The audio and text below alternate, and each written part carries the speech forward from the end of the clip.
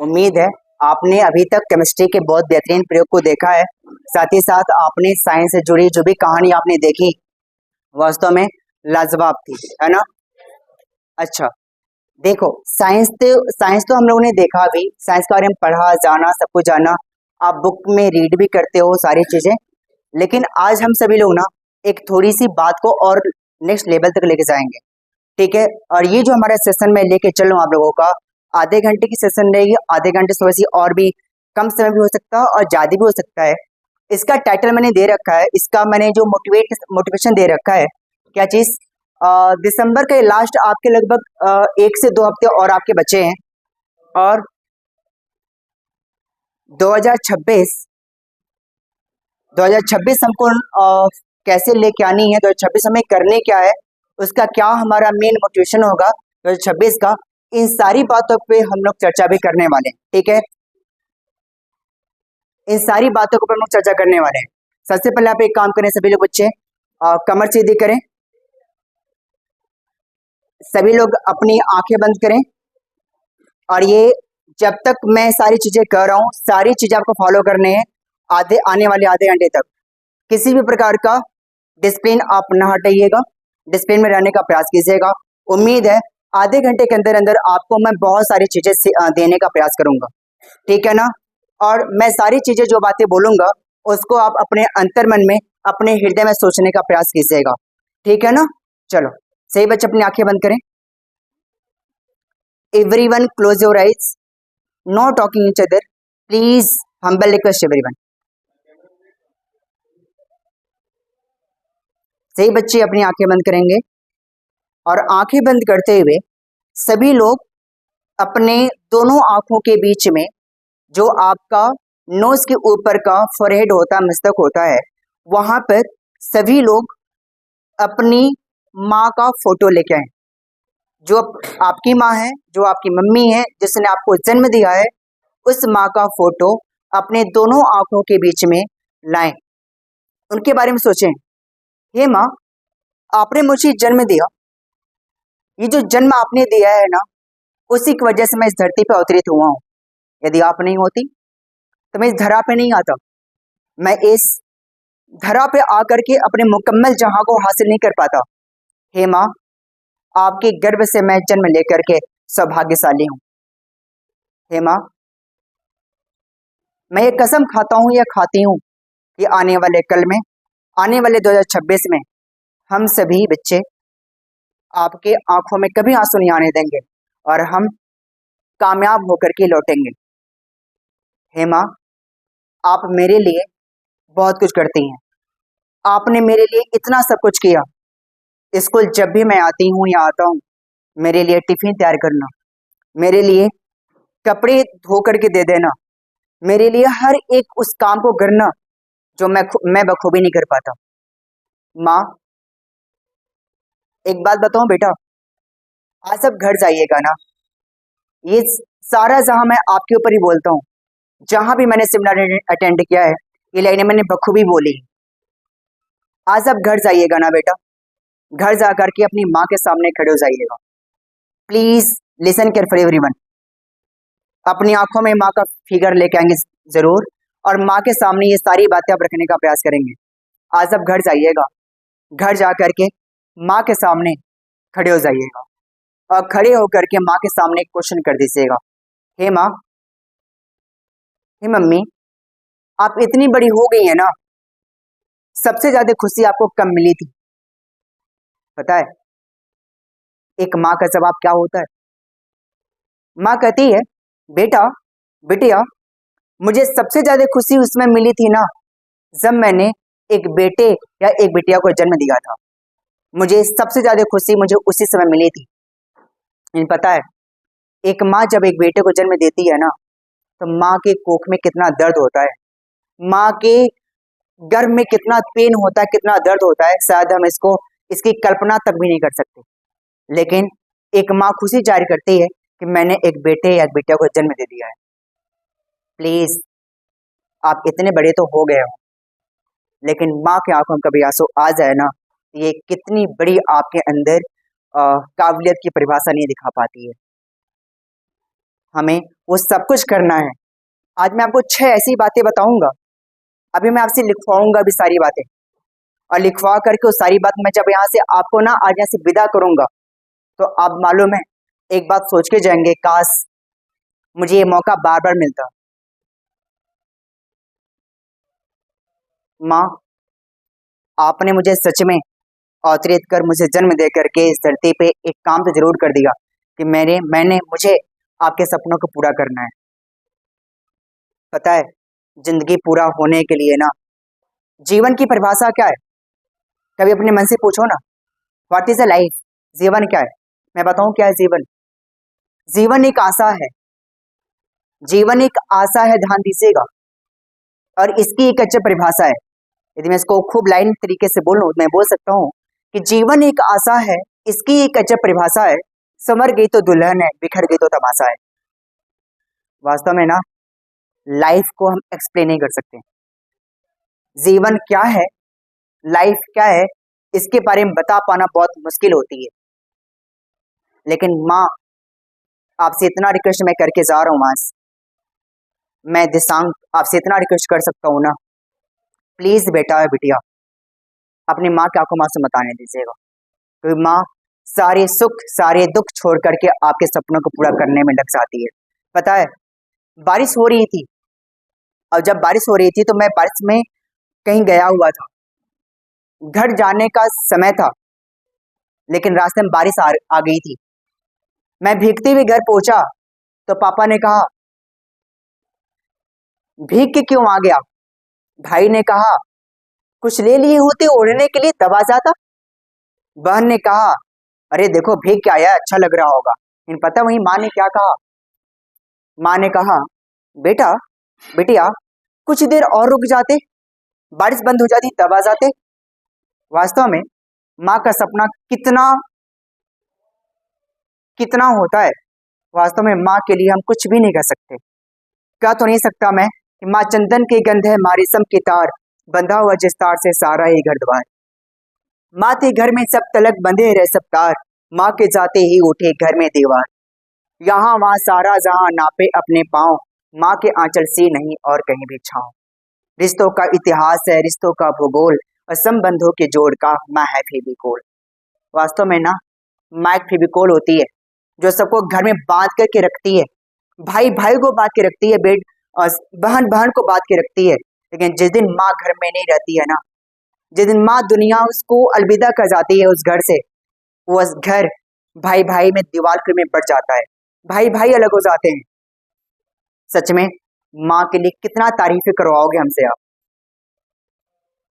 कुछ नहीं कह सकता माँ के लिए मैं।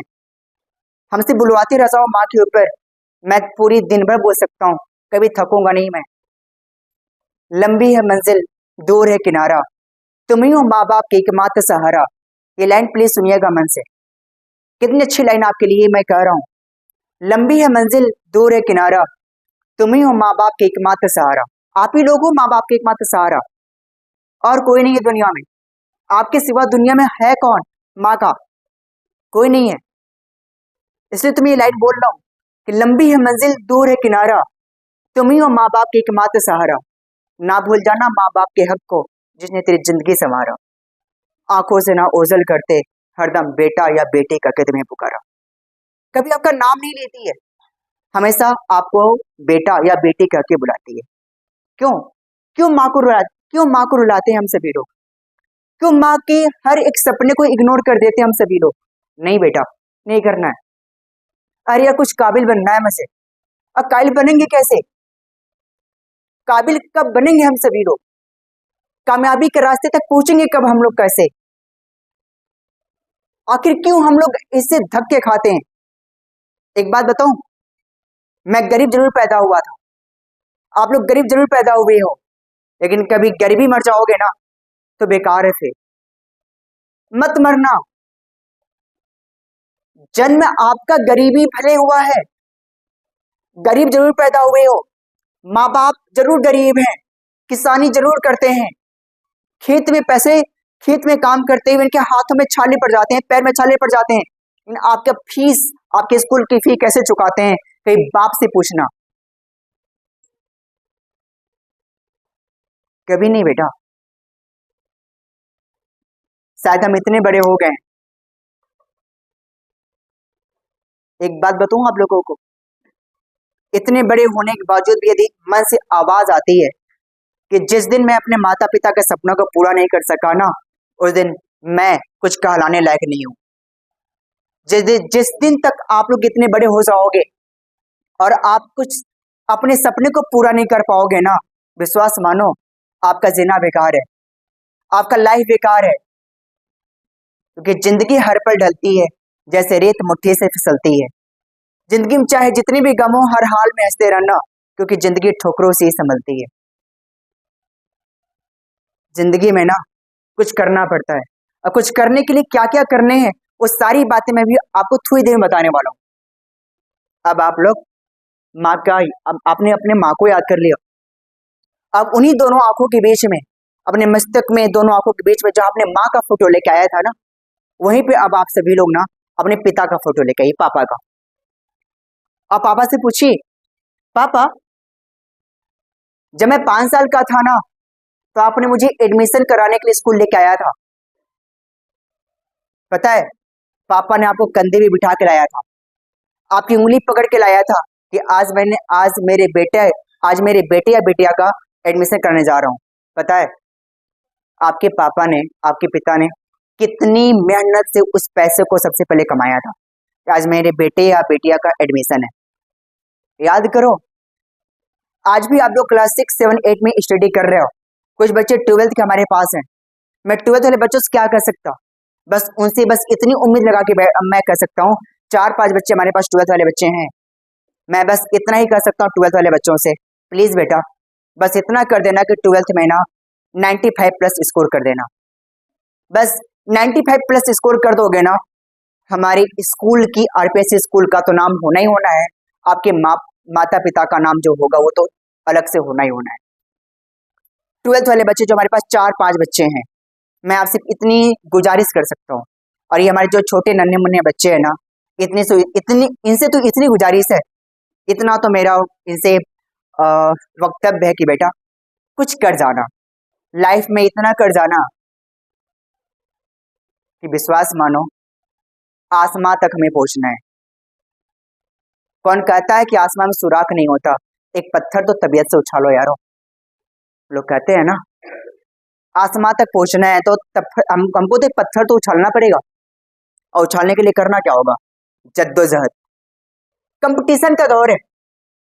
बात करेंगे भी, बहुत सारी बातें करनी है, बहुत सारी बातें हमारे पास है, लेकिन बाद में। लेकिन प्लस अभी मैंने आपसे कहा ना, पापा पापा पापा के बारे में कभी मत भूलिएगा।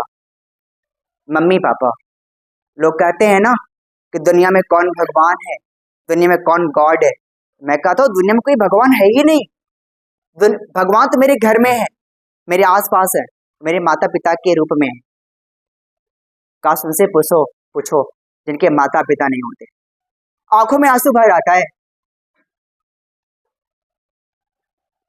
प्लीज मेरे भैया लोग, मेहनत जरूर कीजिएगा, और मेहनत इतनी शिद्दत के साथ कीजिएगा कि विश्वास मानो कुछ काबिल हो सको, कुछ कामयाब हो सको। माँ के बारे में अगली लाइन में आपको भी सुनाऊंगा, लेकिन थोड़ी देर बाद। अपने मन में बोले सभी लोग, उस मन में बोलेंगे, आवाज बाहर नहीं आनी चाहिए। उस प्राण स्वरूप, दुख नाशक, सुख स्वरूप, श्रेष्ठ, तेजस्वी परमात्मा को हम अपने अंतर आत्मा में धारण करें।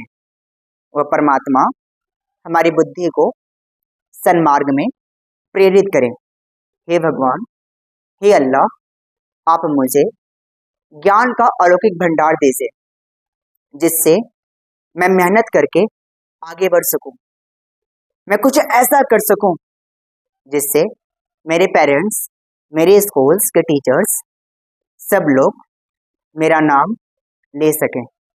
मुझे ऐसा बनना है, मुझे कुछ करके दिखाना है, और कुछ ऐसा करके दिखाना है शायद मैं कुछ बोल नहीं सकता।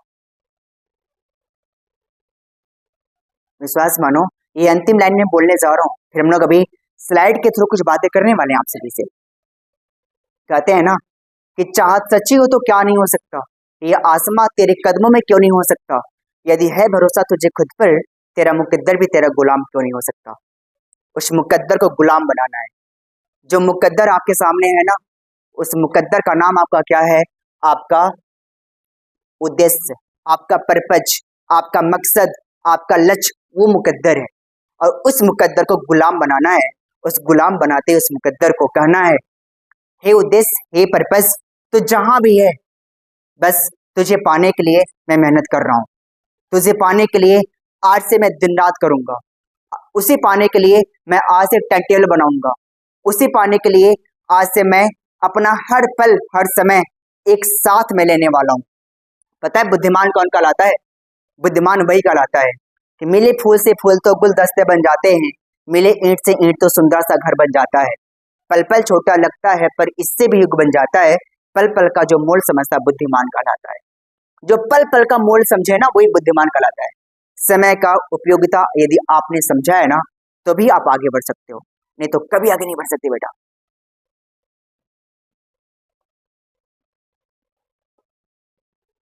एक बार फिर आप लोग जिस जिस भगवान को मानते हैं, जिस भगवान खुदा को मानते हैं, उस भगवान का इमेज अपने आंखों के सामने लेके आए। अपने भगवान, अपने इष्ट देवता, अपने खुदा, अपने रहमत, अपने अल्लाह, अपने यीशु, जिनको भी मानते हैं उनके सामने लेके आए।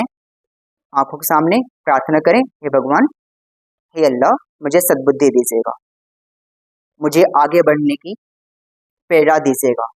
मैं कुछ करना चाहता हूँ, मैं कुछ करना चाहती हूँ।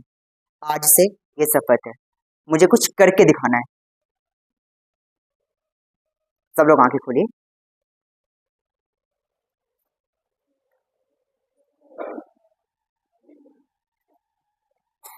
अब शुरुआत करते हैं ना। अब तक तो मैंने थोड़ा सा आपको इंट्रोडक्शन दिया अभी ना, है ना। अब मैं बेसिकली शुरुआत अब करने जा रहा हूँ।